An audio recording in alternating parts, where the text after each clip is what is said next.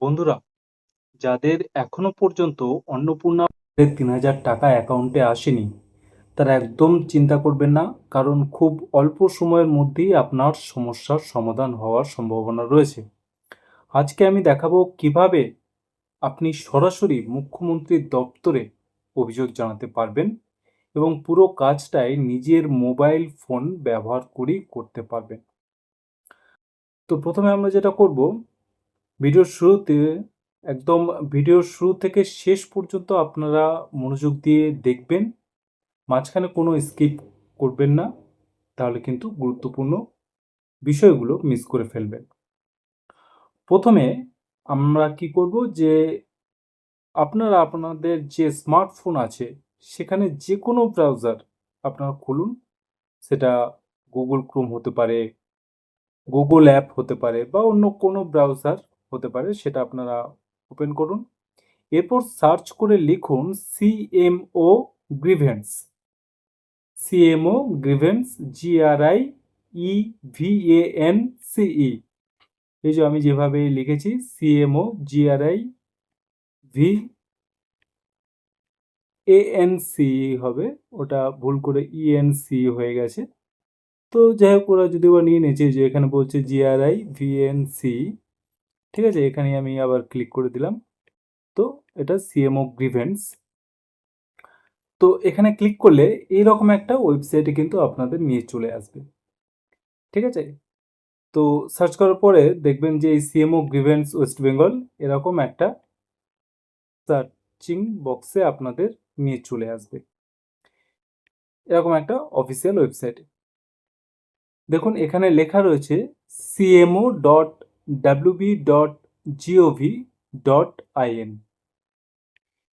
ঠিক আছে, এই লেখাটা রয়েছে। তো এখানে ক্লিক করুন, এই লিঙ্কের উপরে বা এখানে ক্লিক করুন।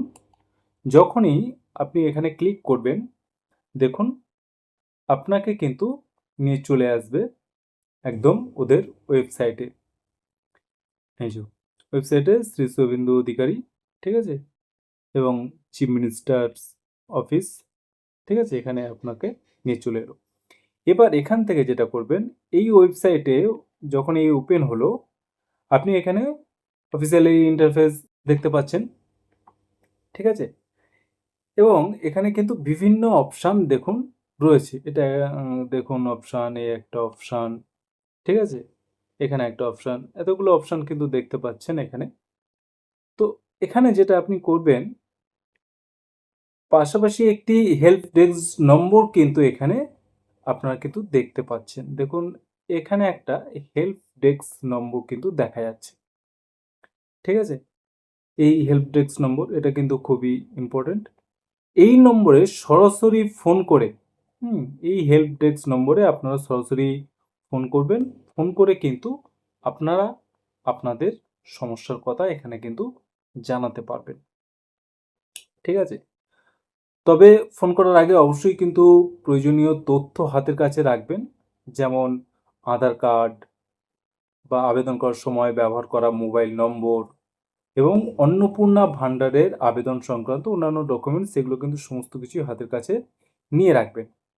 কারণ কারণ আপনি যখন ফোনে আপনার পরিচয় এবং আবেদন সংক্রান্ত তথ্য জানতে চাওয়া হতে পারে কিন্তু, তো তখন কিন্তু সমস্যায় পড়ে যেতে পারেন। ঠিক আছে, সেই কারণে সমস্ত কিছু আগে থেকে রেডি করে নিয়ে তবে কিন্তু ওখানে আপনি ফোন করলে ভালো হয়। এবার একটা বিষয় মনে রাখবেন, এই নম্বরে পুরো রাজ্য থেকে অনেক মানুষ কিন্তু ফোন করেন, তাই অনেক সময় লাইন ব্যস্ত থাকতে পারে বা কল রিসিভ নাও হতে পারে। সেই কারণে ফোন করার সঠিক সময় হলো সকাল 10টার পর থেকে বিকেল 4টা বা ম্যাক্সিমাম কিন্তু 5টা হতে পারে। ঠিক আছে, তো তার মধ্যেই কিন্তু আপনারা ফোনটা করবেন। এবার ধরুন আপনি ফোনে যোগাযোগ করতে পারছেন না, সেক্ষেত্রে অনলাইনে অভিযোগ জানানোর আরেকটি সহজ উপায় আছে। ওয়েবসাইটে সিটিজেন সার্ভিস বা রেইজ গ্রিভেন্স নামে একটি অপশন দেখতে পাচ্ছেন আপনারা। আমি দেখাচ্ছি, এই যে এই যে হুম তো এই সিটিজেন সার্ভিসেস বা রেইজ গ্রিভেন্স, এখানে কিন্তু আপনারা দেখতে পাচ্ছেন। তো এখানে কিন্তু আপনারা ক্লিক করবেন। ঠিক আছে?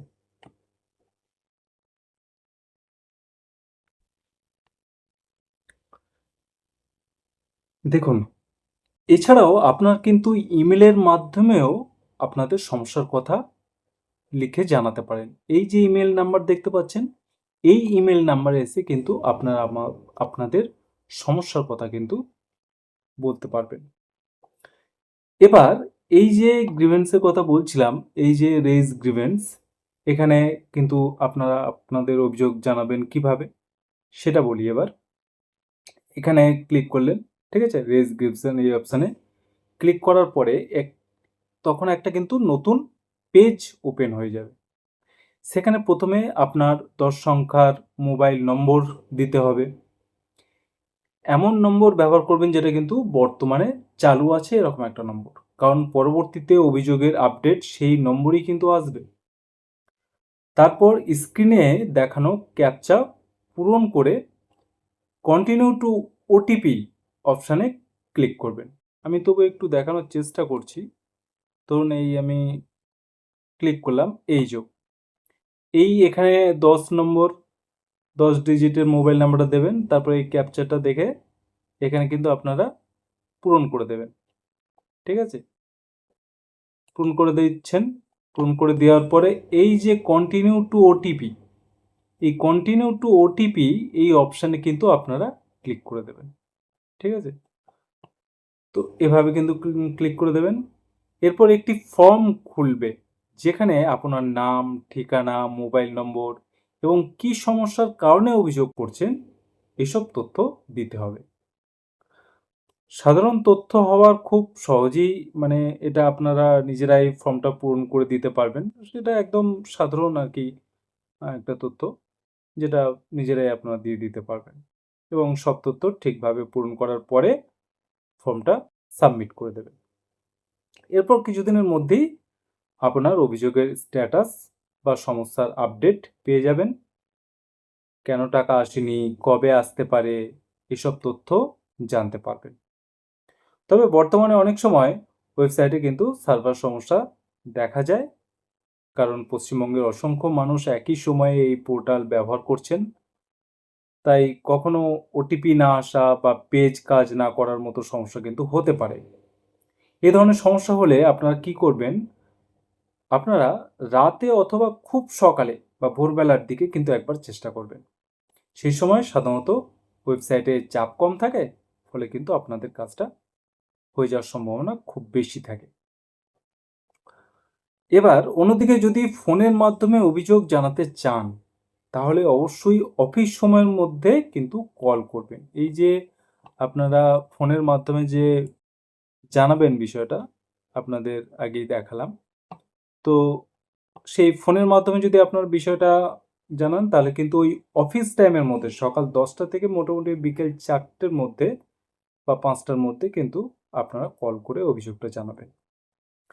শুধু অন্নপূর্ণা ভাণ্ডার নয়, রাজ্যের অন্য যেকোনো সরকারি প্রকল্প সম্পর্কিত সমস্যার অভিযোগও কিন্তু এই পোর্টালের মাধ্যমে আপনারা সরাসরি জানাতে পারবেন। আশা করি পুরো বিষয়টি পরিষ্কারভাবে বুঝতে পেরেছেন। যদি এই বিষয় নিয়ে আরও বিস্তারিত ভিডিও চান তাহলে অবশ্যই কমেন্ট করে জানান।